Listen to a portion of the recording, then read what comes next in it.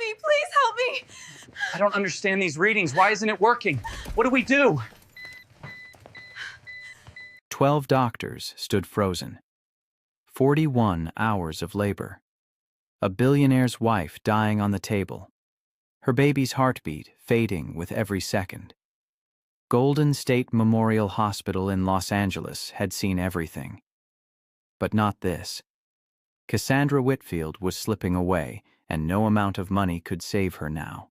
The baby was stuck, face up instead of face down, trapped against her spine. Every machine, every intervention, every expert opinion had failed. Her husband stood by the door, watching his wife's life drain away. His hands shook. His face was pale. He had built an empire, but he couldn't save the two people he loved most. The room smelled of desperation. Nurses exchanged terrified glances. Doctors argued in hushed voices.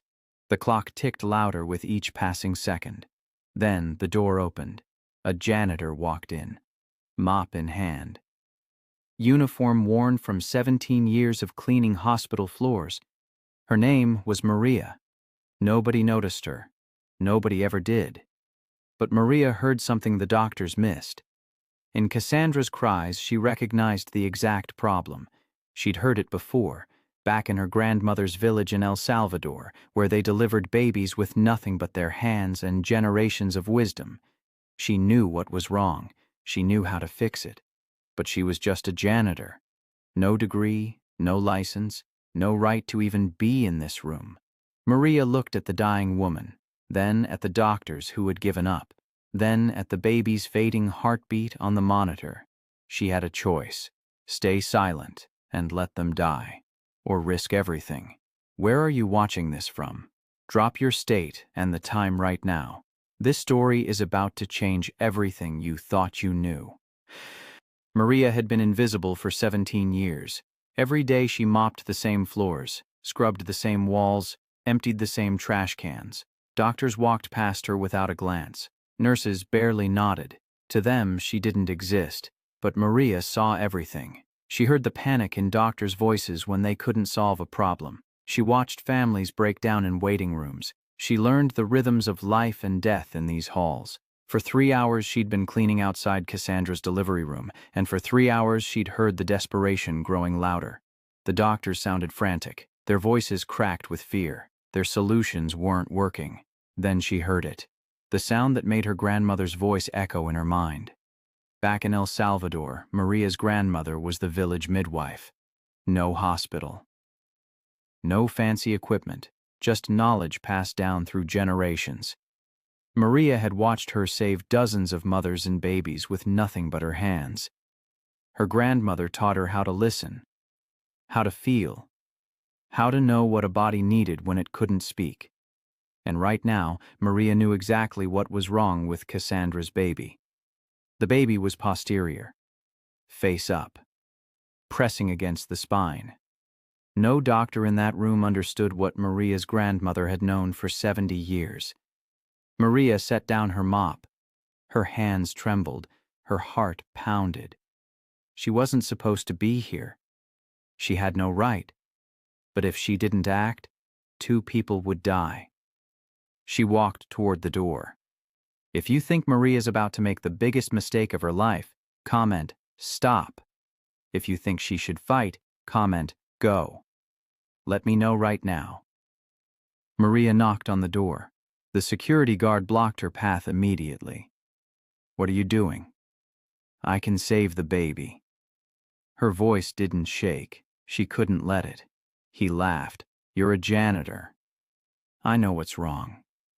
Before he could stop her, Maria pushed past him and stepped inside. Every head turned. 12 doctors, 6 nurses, 1 billionaire, all staring at the woman in the janitor's uniform. "Get her out of here," one doctor shouted. The billionaire's face twisted with rage. "Why is there a janitor in my wife's delivery room?" Maria didn't move. She looked straight at Cassandra, whose eyes were barely open, her skin pale and slick with sweat. "Your baby is face up," Maria said calmly.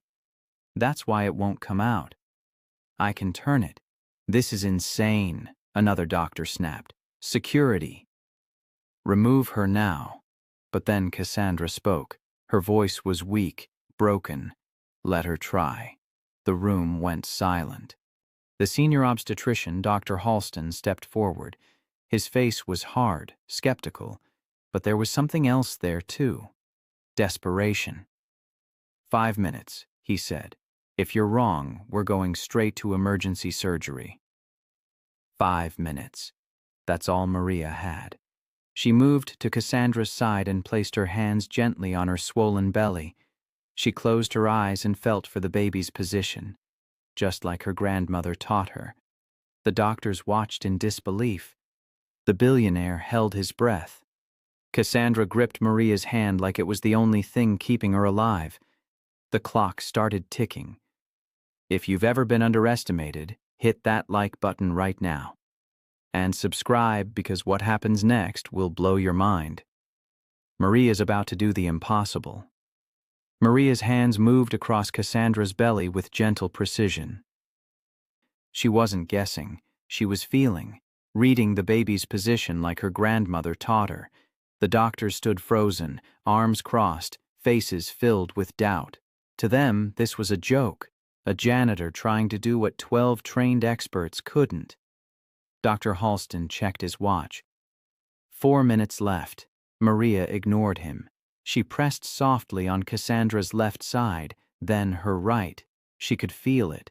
The baby's head, stuck at the wrong angle, face up when it should be face down. "What are you even doing?" one doctor muttered. Maria didn't answer. She couldn't afford distractions. Her fingers found the exact spot.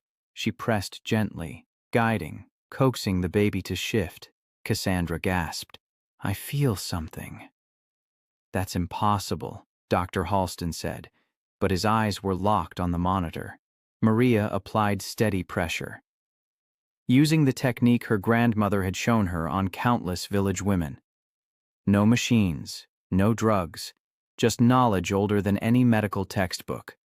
The baby moved, just slightly, but it moved. "The heart rate is stabilizing," a nurse whispered. The room erupted in confused murmurs. Doctors leaned in closer.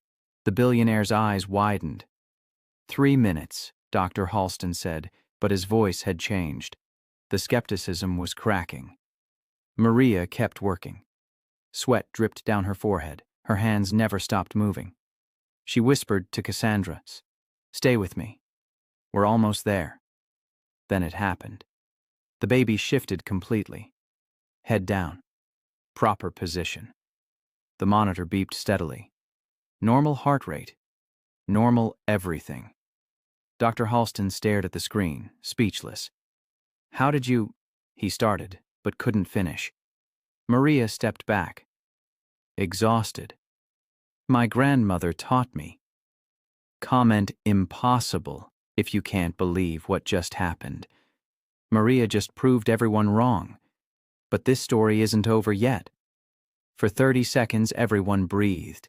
The baby was in position. Cassandra's vitals looked stable. It seemed like the nightmare was finally over. Then the machines started screaming. Cassandra's blood pressure dropped. Fast. Her skin turned ghost white. Her eyes rolled back. "She's going into shock," a nurse yelled. "Code blue! Get the crash cart!" Dr. Halston shouted. Chaos exploded in the room. Doctors rushed forward, pushing Maria aside. Nurses scrambled for equipment. The billionaire stumbled backward, his face frozen in horror. "No, no, no," Cassandra whispered, her voice barely audible. "Please, I don't want to die." Maria's heart shattered. She'd saved the baby, but now the mother was slipping away. The doctors worked frantically. IVs, medications, oxygen masks, everything modern medicine had to offer, but nothing was working. Cassandra's pulse weakened. Her breathing became shallow. The monitors showed her life fading second by second. "We're losing her," someone shouted. Maria watched from the corner, feeling helpless. This wasn't something her grandmother's techniques could fix. This was a medical emergency beyond ancient wisdom. Or was it? Something deep inside Maria stirred. A memory. Her grandmother's voice echoing from decades ago. When the body gives up, you give it a reason to fight. You anchor them to life. Without thinking, Maria pushed through the crowd of doctors. She grabbed Cassandra's hand and pressed it against her chest. "Stay with me," Maria said firmly, looking straight into Cassandra's fading eyes. "You haven't met your son yet. You don't get to leave now." "Get her out of here," a doctor yelled. But Cassandra's fingers tightened around Maria's hand. If you think Maria can save her, comment, "Fight." If you think it's too late, comment, "Gone." Your vote matters right now. Dr. Halston grabbed Maria's arm. "Step away. Now." Maria didn't move. "Give me 5 more minutes." "Are you insane? She's dying." "So give me 5 minutes." Maria's voice cut through the chaos. "You gave me 5 minutes for the baby. Give me 5 for her." The billionaire stepped forward, his face twisted with desperation and anger. "Let her try," he said quietly. "What do we have to lose?" Dr. Halston looked at the monitors, at Cassandra's failing vitals, at the woman who should already be dead. 5 minutes, he said through gritted teeth. "Then we operate." Maria turned back to Cassandra, whose eyes were barely open. She placed both hands on Cassandra's chest, right over her heart. "Listen to me," Maria said softly. "Your son is waiting. Your husband is here. You have a life to live. You don't give up now." The doctors stood back, skeptical but silent. They'd seen Maria do the impossible once. Maybe she could do it again. Maria began to breathe in rhythm with Cassandra.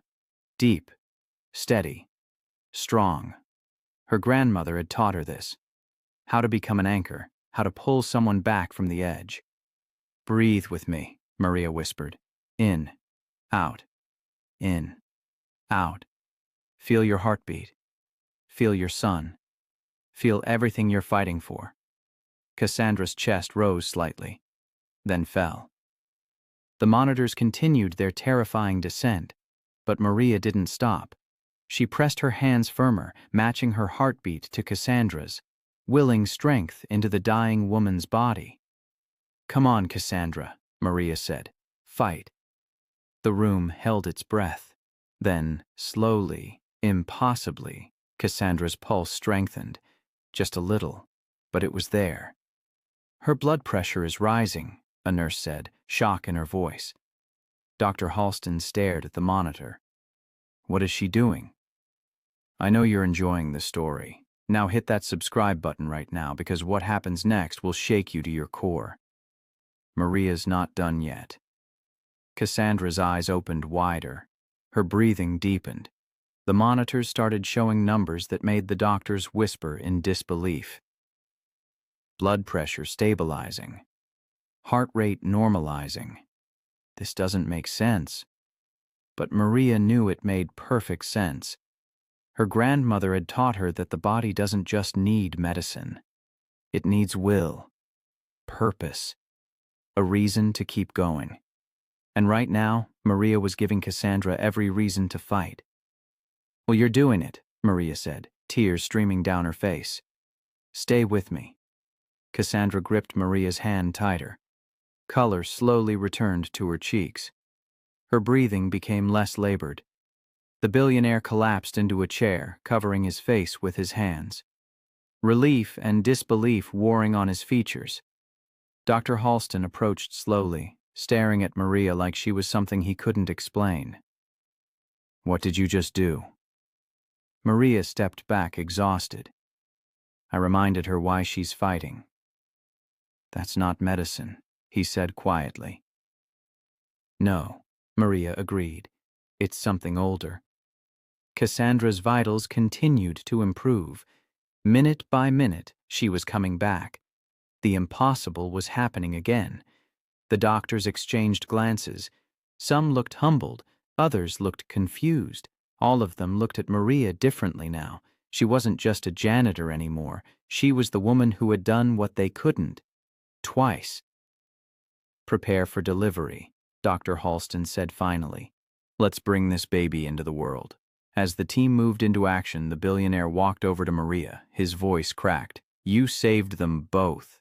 Maria shook her head. "She saved herself. I just showed her how." If this story is hitting you different, comment where you're watching from right now. And if you believe in miracles, drop a "believe" in the comments. 20 minutes later, Cassandra's baby entered the world. A healthy boy, perfect lungs, strong heartbeat. The cry that filled the room was the sound of victory. The billionaire sobbed as he held his son for the first time. His hands shook. His expensive suit was wrinkled and stained with tears. None of it mattered. His family was alive. Cassandra reached for her baby with trembling arms. When the nurses placed him on her chest, she looked up at Maria with eyes full of gratitude that words couldn't capture. "Thank you," she whispered. "You gave me everything." Maria smiled, exhausted, but peaceful. "You fought for him. That's what mattered." The doctors worked quietly around them, finishing the delivery procedures. But the atmosphere had changed. The tension was gone, replaced by something none of them could quite name.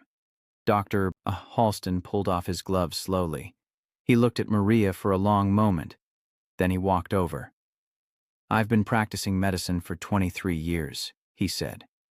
"I've delivered over 2,000 babies. I thought I'd seen everything." He paused. "I was wrong."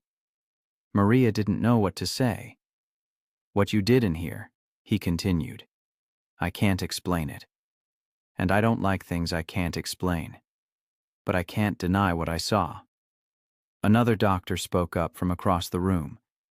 "She saved both of them. With techniques we've never heard of." "Techniques my grandmother taught me," Maria said simply. "In a village with no hospital. No machines. Just knowledge passed down through generations." The room fell silent. Reality was sinking in. A janitor with no medical degree had just accomplished what 12 trained doctors couldn't. And nobody knew what to do with that truth. The next morning, Maria returned to work. Same uniform, same mop, same floors, but everything felt different. As she cleaned the hallway outside the maternity ward, she heard footsteps behind her.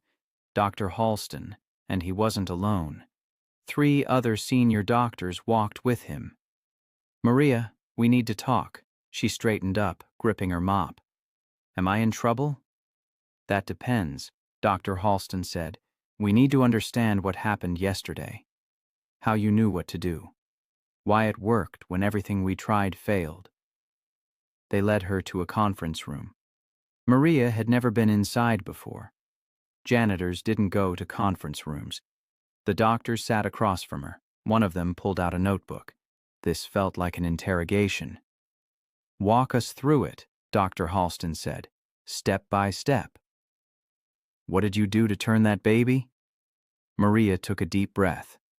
The baby was posterior, face up.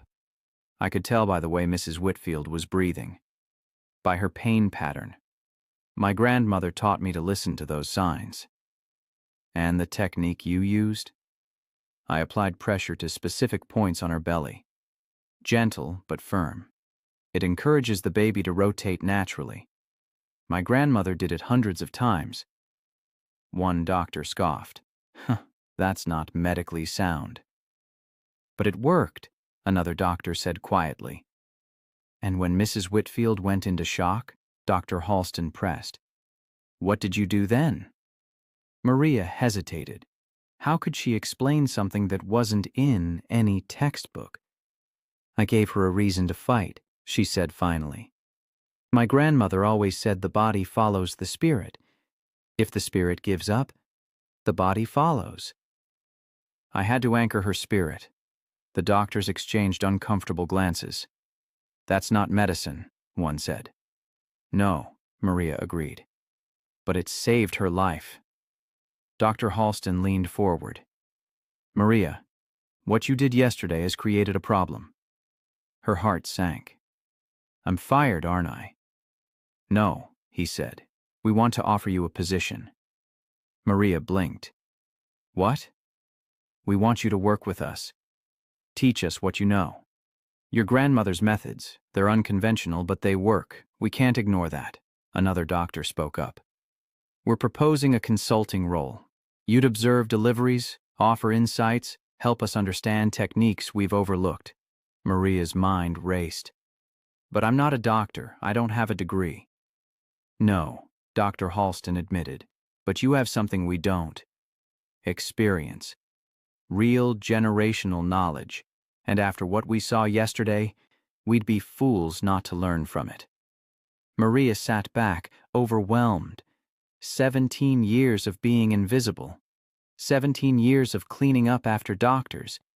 And now they wanted to learn from her? "The hospital board is meeting this afternoon," Dr. Halston continued. "They want to discuss what happened. The billionaire, Mr. Whitfield, he's already calling lawyers. Not to sue. To protect you. He wants to make sure you're compensated. Recognized." "I don't want money," Maria said quickly. "Then what do you want?"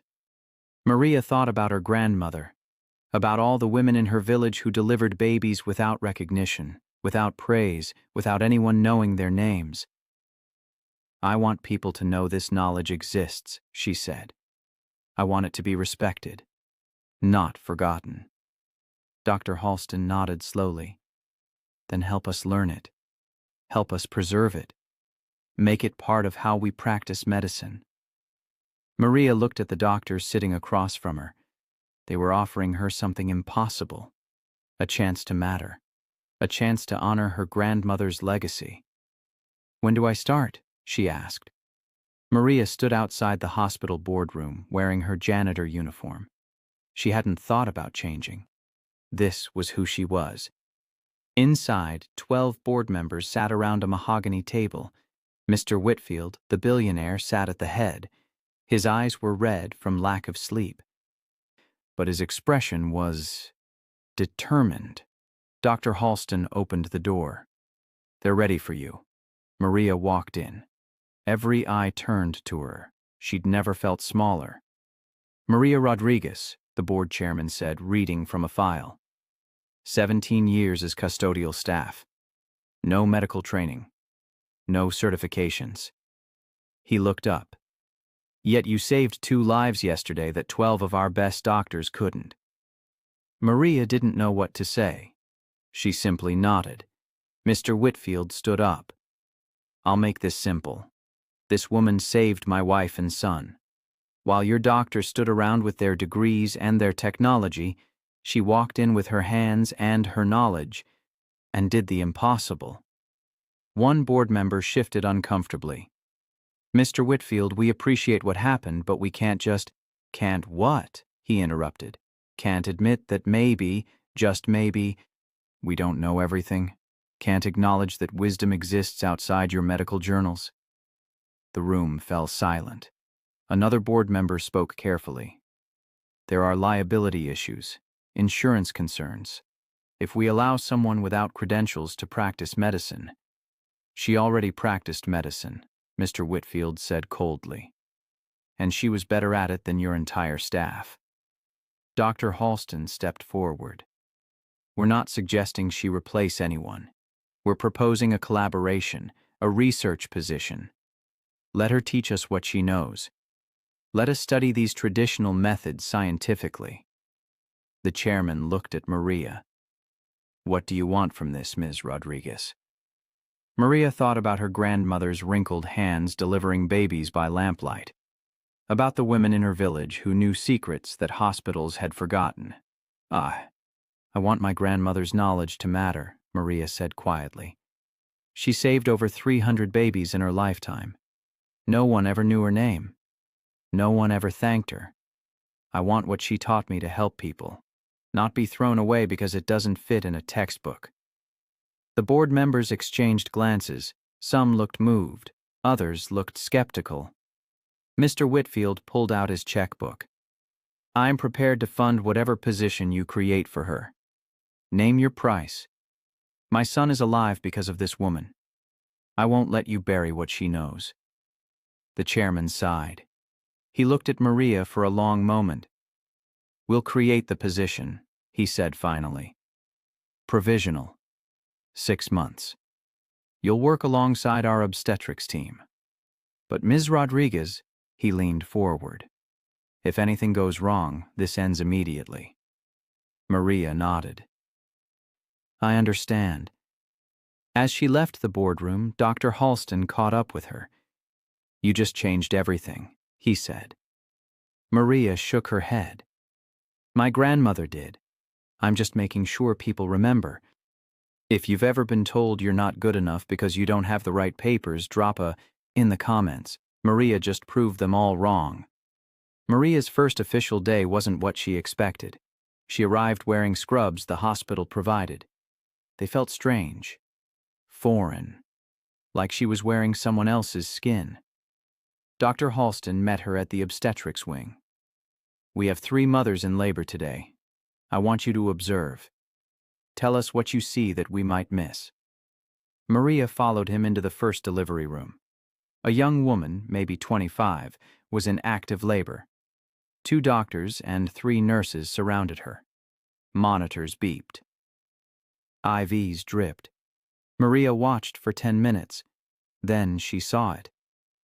"Stop," she said quietly. Everyone turned to her.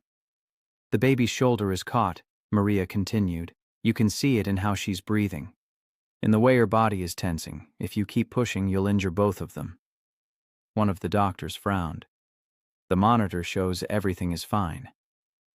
"Your monitor doesn't feel what her body is saying," Maria replied. Dr. Halston looked at the patient. "Let's try Maria's approach.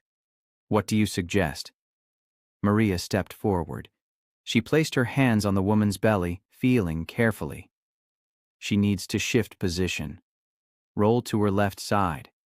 The baby will adjust." "That's not standard protocol," a nurse said. "Do it," Dr. Halston ordered. They helped the patient roll. Within 30 seconds, the baby's shoulder released. The delivery proceeded smoothly. A healthy girl was born 10 minutes later. The doctor stared at Maria. "How did you know?" one asked. "My grandmother taught me to listen to what the body says, not what machines say. Machines are helpful, but they don't feel. They don't sense." Over the next 6 hours, Maria observed 2 more deliveries. Both times she caught complications before the monitors did. Both times her interventions worked. By the end of the day, word had spread through the hospital.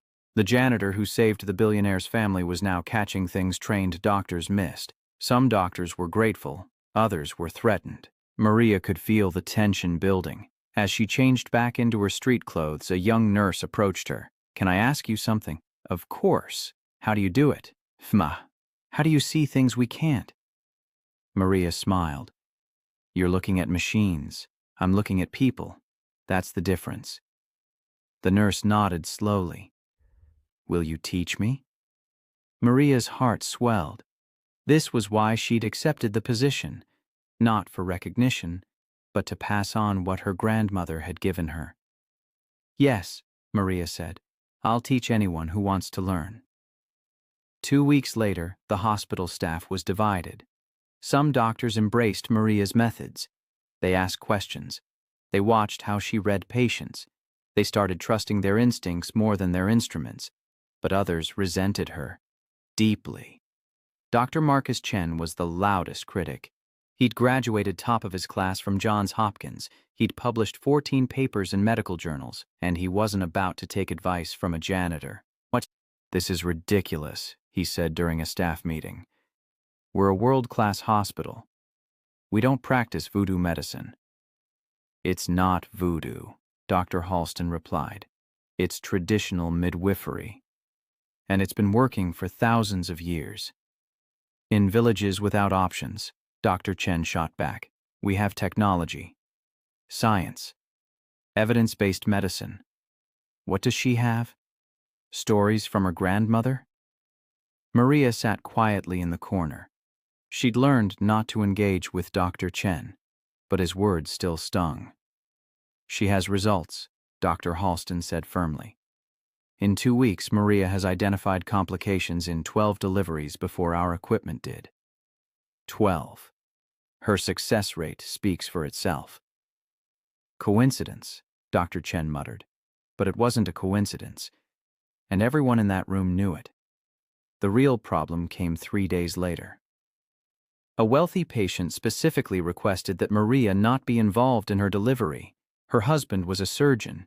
He'd heard about Maria and called her methods primitive and dangerous. The hospital had to comply. Maria was asked to stay away. That delivery took 19 hours. The baby went into distress twice. The mother hemorrhaged. Both survived, but barely. Afterward, Dr. Halston found Maria in the break room. "If you'd been there—" "I know," Maria said quietly. "But I also know this is going to keep happening. Some people will never accept what I do. And that's okay. I can't save everyone. Doesn't that frustrate you?" Maria thought about her grandmother, who delivered babies for women who trusted her and was ignored by those who didn't. "My grandmother used to say, 'You can't force wisdom on someone who thinks they already know everything. All I can do is be here for the people who want my help.'" Dr. Halston nodded. "There are more of those people every day. You should see the emails I'm getting. Doctors from other hospitals wanting to learn your techniques." Maria looked up, surprised. "Really? You're becoming famous, Maria. Whether you want to be or not. If you think traditional wisdom deserves respect in modern medicine, comment wisdom. If you think Dr. Chen has a point, comment science. I want to know where you stand." Maria's life changed overnight when a journalist got hold of the story. The headline read, "Janitor with no medical degree. Saves billionaire's family. Doctors stunned." Within 48 hours, the story went viral. News crews camped outside Golden State Memorial Hospital. Reporters shouted questions at Maria as she tried to enter through the staff entrance. "Maria, how does it feel to be a hero? Did you know you were breaking hospital protocol? Are you planning to become a doctor?" Maria kept her head down and said nothing. She didn't want this attention. She just wanted to help people. But the media didn't care what she wanted. Television networks offered interviews. Morning shows wanted her as a guest. A producer from Netflix called about a documentary. Maria refused everything. Mr. Whitfield, however, didn't refuse. He went on national television to tell the story of how a janitor saved his family when 12 doctors couldn't. "This woman walked into that delivery room with nothing but her hands and her knowledge," he said on camera. "And she did what modern medicine couldn't do. If that doesn't make you question what we've forgotten, what we've lost, then I don't know what will." The clip played over 40 million times in 3 days. Suddenly, everyone had an opinion about Maria Rodriguez. Some praised her. "This is what healthcare needs, wisdom, not just degrees." Others attacked her. "She's dangerous. She got lucky once. Next time, someone will die." Medical boards across the country debated whether traditional methods should be integrated into modern hospitals. Some called it progressive. Others called it reckless. Maria watched it all unfold from the break room, eating her lunch alone. She hadn't asked for any of this. She'd just tried to save a life. Dr. Halston found her there. "There are 50 reporters in the lobby asking for you." "I'm not talking to them," Maria said. "I know, but Maria, this is bigger than you now. People are paying attention to traditional medicine for the first time in decades. Women like your grandmother, they're finally being recognized." Maria's eyes filled with tears. "My grandmother never wanted recognition. She just wanted to help people." "Then honor her by doing the same," Dr. Halston said gently. "You don't have to talk to reporters. But keep doing what you're doing. Keep proving that her knowledge matters." Maria nodded. She would. For her grandmother. for every woman whose wisdom had been dismissed as primitive or worthless. But she had no idea that the real fight was just beginning. The California Medical Board had opened an investigation. Someone had filed a formal complaint claiming Maria was practicing medicine without a license. And if they ruled against her, everything she'd built would disappear. The letter arrived on a Tuesday morning. Dear Ms. Rodriguez, you are hereby notified that the California Medical Board is conducting an investigation into allegations of unauthorized medical practice. Maria's hands shook as she read it. Dr. Halston stood beside her, reading over her shoulder. Who filed the complaint? Maria asked. Does it matter? Dr. Halston replied grimly. We knew this was coming. Too many people are threatened by what you represent. Maria sat down heavily. They're going to shut me down. Not if I can help it. But Dr. Halston's confidence felt hollow. They both knew the medical board had strict rules, and Maria had broken them. Technically, legally, undeniably. Mr. Whitfield hired the best lawyers in California. They worked day and night to build a defense, but the law was clear. You couldn't practice medicine without a license. Period. The hearing was scheduled for 3 weeks later. In those 3 weeks, something unexpected happened. Support poured in from around the world. Midwives in Kenya sent a letter signed by 200 women describing traditional techniques similar to Maria's. Doctors in rural India shared studies about ancient birthing practices with success rates that rivaled modern hospitals. Indigenous healers from 6 continents reached out, offering to testify. The medical community was being forced to confront an uncomfortable truth. Modern medicine didn't have all the answers. And maybe, just maybe, it had lost something important along the way. Still, the medical board wasn't swayed by public opinion.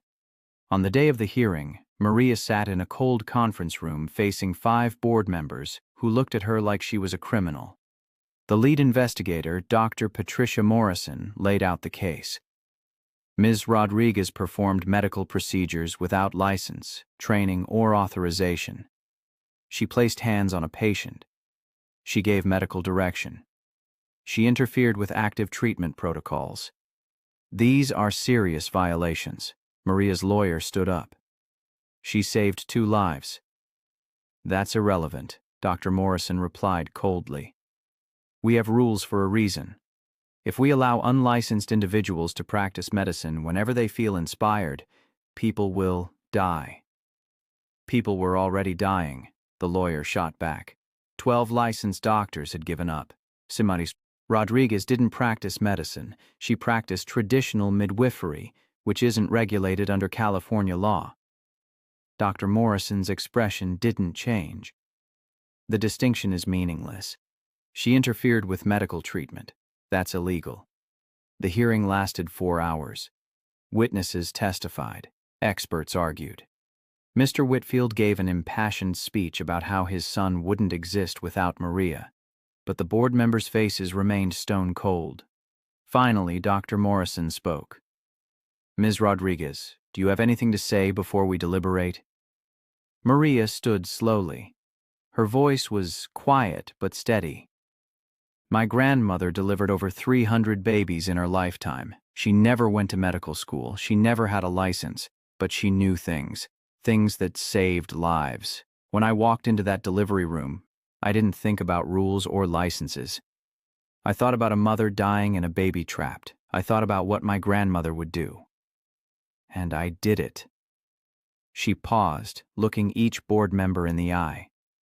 If you want to punish me for that, go ahead. But don't pretend you're protecting people. You're protecting a system. And that system failed Mrs. Whitfield. I didn't. The room fell silent. Dr. Morrison's expression flickered, just for a second. Then it hardened again. We'll deliver our decision in 2 weeks. If you think the medical board should leave Maria alone, comment, Free Maria. If you think rules exist for a reason, comment, Rules matter. This is the moment that decides everything. 2 weeks felt like 2 years. Maria went back to work at the hospital, but the atmosphere had changed. Some staff members avoided her, worried about being associated with someone under investigation. Others made a point of showing support, asking her advice on complicated cases. Dr. Chen, her biggest critic, cornered her in the hallway one afternoon. "You know you're going to lose, right?" he said. "The board isn't going to let this slide. You broke the law." "I saved a life," Maria replied calmly. "This time. What about next time? What happens when your grandmother's folk medicine kills someone? Who takes responsibility then?" Maria looked at him steadily. "The same person who takes responsibility when your machines and protocols fail. We all make choices. I made mine, and I'd make it again." Dr. Chen walked away shaking his head. That night, Maria couldn't sleep.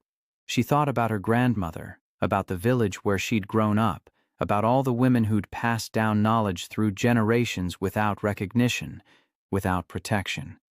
If the board ruled against her, what would happen to that knowledge? Would it die with her generation?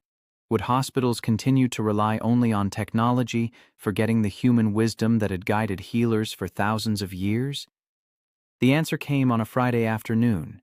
Maria was called back to the medical board office. Mr. Whitfield, Dr. Halston, and her lawyer accompanied her. The same 5 board members sat behind the same long table. Dr. Morrison opened a folder and began to read. After extensive review of the evidence, witness testimony, and applicable regulations, this board has reached a decision regarding Ms. Maria Rodriguez. Maria held her breath. The complaint alleged unauthorized practice of medicine. However, after careful consideration, we find that Ms. Rodriguez's actions fall under traditional midwifery practices, which are not regulated under California Medical Practice Act, Section 2052. Maria's lawyer squeezed her hand. Furthermore, Dr. Morrison continued, "We acknowledge that Ms. Rodriguez's intervention resulted in the successful delivery of a child and the survival of the mother when conventional medical approaches had failed. While we cannot officially endorse her methods without further study, we cannot in good conscience penalize someone for saving lives." The room erupted. Mr. Whitfield jumped to his feet. Dr. Halston let out a breath he'd been holding for weeks. "However," Dr. Morrison said loudly, silencing the room, "we are mandating the following conditions. Ms. Rodriguez must complete a certified midwifery training program within 18 months. She must work only under the supervision of a licensed physician. And she must participate in a formal study documenting her techniques for scientific review." Maria nodded, tears streaming down her face. "I agree. To all of it." Dr. Morrison's stern expression softened slightly. "Ms. Rodriguez, what you did was extraordinary. But extraordinary doesn't mean unregulated. If traditional knowledge is going to be integrated into modern medicine, it must be done properly. Do you understand?" "Yes," Maria said. "Thank you." As they left the building, Mr. Whitfield hugged Maria tightly. "You did it. You actually did it." But Maria knew she hadn't done it alone. Her grandmother had done it. Every woman who'd trusted their hands and their wisdom had done it. And now, finally, that wisdom would be respected. 6 months after the hearing, Golden State Memorial Hospital looked different. The obstetrics wing had been redesigned. Traditional birthing techniques were now taught alongside modern procedures. Doctors learned to listen to patients' bodies, not just monitor readings. Nurses practiced the gentle pressure points Maria's grandmother had taught. Maria completed her midwifery certification in record time, but she didn't do it alone. 15 other hospital staff members enrolled in the same program, inspired by what they'd witnessed. Dr. Chen was not among them. He'd transferred to a hospital in Boston 3 months earlier, unable to accept the changes. On his last day, he'd said to Maria, "You got lucky, that's all. Sight. Don't let these people fool you into thinking you're special." Maria had simply smiled. "I never thought I was special. I just knew what my grandmother taught me worked." Now, Maria stood in front of a lecture hall filled with medical students from UCLA. She'd been invited to speak about integrating traditional knowledge with modern medicine. Her hands trembled as she faced the young faces staring back at her. These were future doctors, future healers, and they were here to learn from a woman who'd mopped floors for 17 years. "My name is Maria Rodriguez," she began. "And 6 months ago I saved 2 lives using techniques I learned from my grandmother in El Salvador. Not from a textbook, not from a medical journal, from watching, listening, and trusting knowledge that's been passed down through generations." She clicked to her first slide, a photo of her grandmother, wrinkled hands cradling a newborn. "This is Esperanza Rodriguez. She delivered over 300 babies in her lifetime. She never went to medical school. She couldn't even read. But she understood something that modern medicine sometimes forgets. The body knows what it needs. Our job is to listen." For the next hour, Maria taught them everything. The pressure points, the breathing techniques, the way to read pain patterns, the subtle signs that monitors miss. The students took notes frantically. Some recorded her on their phones. Others asked questions that showed they weren't just humoring her. They genuinely wanted to learn. When the lecture ended, a young woman approached Maria. Her eyes were wet with tears. "My grandmother was a midwife in the Philippines," she said. "She died last year. Everyone said her knowledge was outdated, worthless. But watching you today," her voice cracked, "you made her matter again. You made me proud of where I come from." Maria hugged her tightly. This was why she'd agreed to speak, not for recognition, but to honor every grandmother, every healer, every woman whose wisdom had been dismissed. As Maria left the lecture hall, Dr. Halston was waiting in the corridor. "How'd it go?" he asked. "Better than I expected," Maria said. "Those students, they actually listened." "Of course they did. You're changing medicine, Maria. One hospital at a time. One mind at a time." Maria shook her head. "I'm not changing anything. I'm just reminding people what we've always known." But deep down, she knew Dr. Halston was right. Something was shifting, and she was at the center of it. If Maria's story is giving you chills right now, smash that like button. And if you believe traditional knowledge deserves a place in modern medicine, drop respect in the comments. Subscribe because the final chapters will leave you speechless. 3 weeks later, Maria faced her biggest test yet. A pregnant woman arrived at the hospital in critical condition. Her name was Jennifer Matthews, 28 years old, 37 weeks pregnant, and dying. She'd been in labor at home for 6 hours before her husband rushed her to the emergency room. By the time she arrived, she was hemorrhaging badly. Her baby's heart rate was dangerously low. The trauma team worked frantically. IVs, blood transfusions, emergency monitoring, but nothing stopped the bleeding. Dr.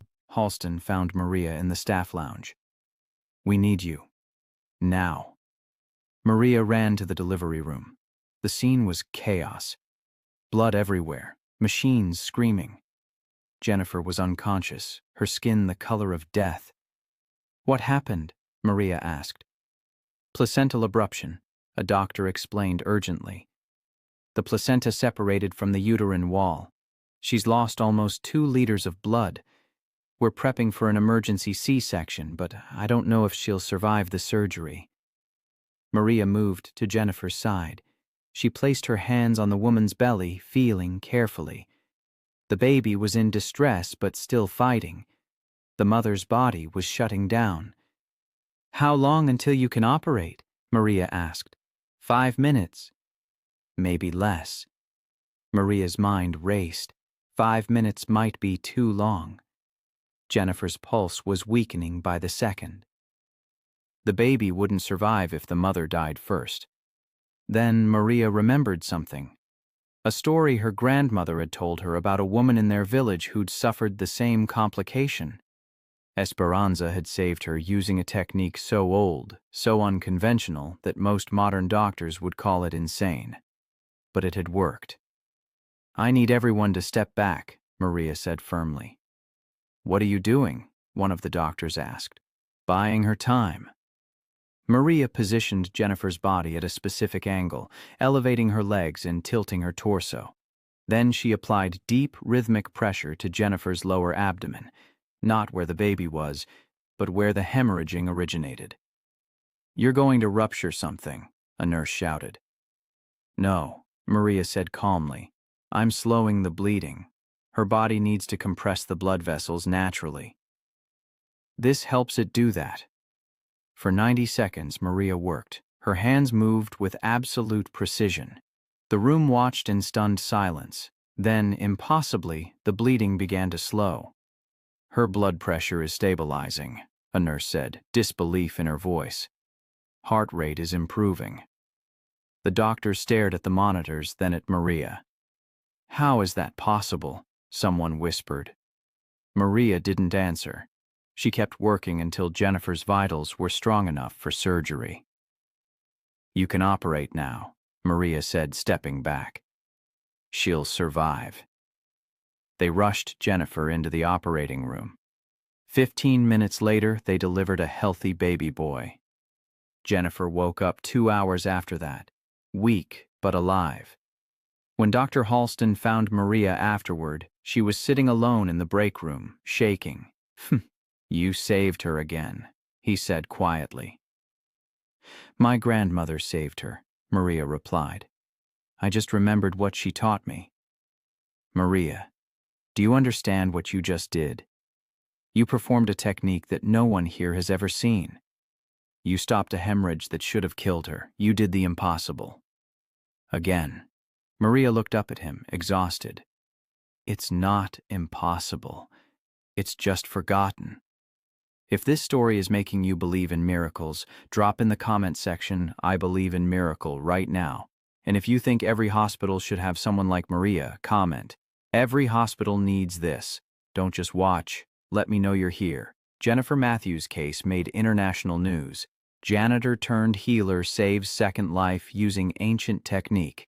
Read the headline in the New York Times. Within days, Maria received invitations from hospitals across the world. London, Tokyo, Sydney, São Paulo. Everyone wanted to learn what she knew. Medical journals that had once dismissed traditional medicine suddenly published articles titled "Revisiting Ancient Midwifery Practices" and "What Modern Medicine Can Learn from Traditional Healers." Universities created new programs studying indigenous medical knowledge. The World Health Organization announced a global initiative to document traditional healing practices before they disappeared completely. And at the center of it all was Maria Rodriguez, a woman who'd spent 17 years mopping floors. But success came with a price. The attention was overwhelming. Maria received hundreds of emails daily. Reporters camped outside her apartment. Strangers recognized her at the grocery store. She couldn't walk through the hospital without being stopped every few minutes. Patients requested her specifically. Other hospitals tried to recruit her with salaries she couldn't imagine. One night, Maria broke down crying in her small apartment. She called Dr. Halston. "I can't do this anymore," she said. "Everyone wants something from me. Everyone expects me to be some kind of miracle worker. But I'm just Maria. I'm just someone who listened to her grandmother." "Then maybe it's time to go home," Dr. Halston said gently. "Home?" "To El Salvador. To your village. To where this all began. Reconnect with why you started this journey." 3 weeks later, Maria boarded a plane to El Salvador for the first time in 20 years. When she arrived in her grandmother's village, everything had changed. The dirt roads were now paved. The small houses had electricity. But the people were the same. An elderly woman approached her, tears streaming down her face. "You're Esperanza's granddaughter," she said. "We heard what you did. You made the world remember us." Maria spent 2 weeks in the village, learning from the midwives who'd trained alongside her grandmother. They taught her techniques she'd forgotten. They shared stories of women who'd saved lives using nothing but their hands and their wisdom. On her last night, Maria visited her grandmother's grave. She knelt in the dirt and whispered, "I did it, abuela. I made them listen. I made your knowledge matter." The wind rustled through the trees, and for a moment Maria could swear she heard her grandmother's voice. "You didn't make it matter, Misha. It always mattered. You just made them see it." When Maria returned to Los Angeles, she was different. Calmer. More centered. She'd remembered why she'd started this fight. Not for fame, not for recognition, but to honor the women who'd come before her, to ensure their wisdom survived, and she was just getting started. If Maria's journey is inspiring you, hit that subscribe button right now, because the final chapter will show you what happens when one person refuses to let ancient wisdom die. Comment legacy if you're still with me. This is almost over, but the ending will change how you see everything. 1 year after Maria saved Cassandra Whitfield's life, Golden State Memorial Hospital held a ceremony. They unveiled a new wing, the Esperanza Rodriguez Traditional Medicine Center, named after Maria's grandmother.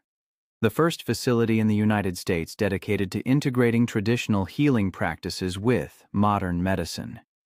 Maria stood on stage. Overwhelmed, Cassandra Whitfield stood beside her, holding her now 1-year-old son. "This woman saved my life," Cassandra told the crowd of doctors, nurses, patients, and reporters. "She saved my son. But more than that, she saved something we were losing. The wisdom of generations. The knowledge that medicine isn't just science. It's also art. It's also tradition. It's also listening." The audience applauded. But Maria wasn't thinking about applause. She was thinking about her grandmother, about the 300 babies Esperanza had delivered without ever being thanked, about the midwives in her village who would never see their names on a building. After the ceremony, Dr. Halston pulled Maria aside. "There's someone here to see you." A young woman approached. She was wearing scrubs and a nervous smile. "My name is Sarah Chen," she said. "I'm Dr. Marcus Chen's daughter. He sent me a letter before he died last month. Pancreatic cancer. He didn't tell anyone." Maria's heart sank. "I'm so sorry." "In the letter, he told me something," Sarah continued, her voice shaking. "He said the biggest regret of his life was not learning from you. He said his pride kept him from seeing what you were trying to teach everyone. He asked me to come here and learn, to not make the same mistake he did." Tears filled Maria's eyes. "He was wrong about you," Sarah said, "and he knew it. He just couldn't admit it while he was alive. But he wanted me to honor what you're doing, to help carry it forward." Maria hugged her. "Then let's do that. Together." Over the next 5 years, the Esperanza Rodriguez Center trained over 2,000 medical professionals. They documented traditional techniques from 47 different cultures. They conducted studies proving that many ancient practices had measurable medical benefits. Maternal mortality rates at Golden State Memorial dropped by 37%. Complications during delivery fell by 42%. Other hospitals implemented similar programs. Maria never became wealthy. She never sought fame. She continued to work, to teach, to honor her grandmother's memory. But she changed medicine forever.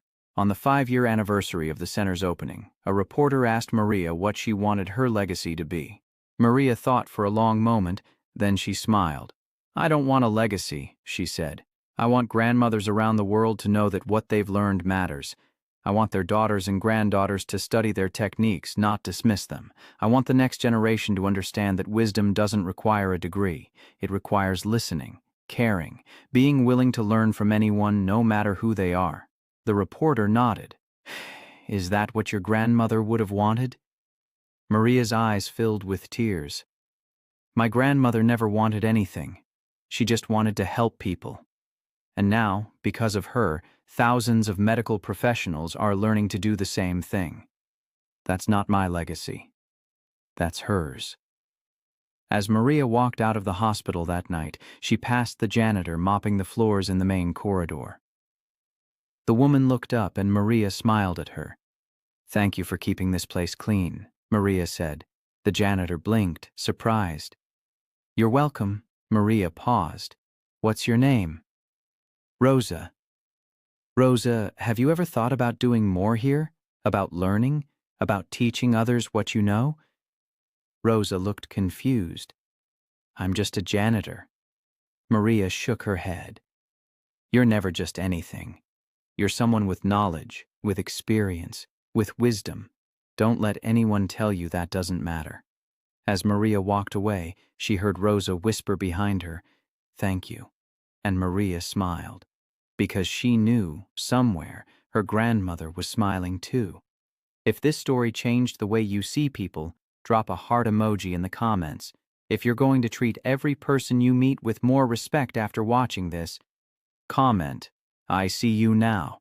And if you've made it all the way to the end of this 50-minute journey, hit that subscribe button and share this story with someone who needs to hear it. Because Maria's grandmother's wisdom shouldn't stop here. Pass it on.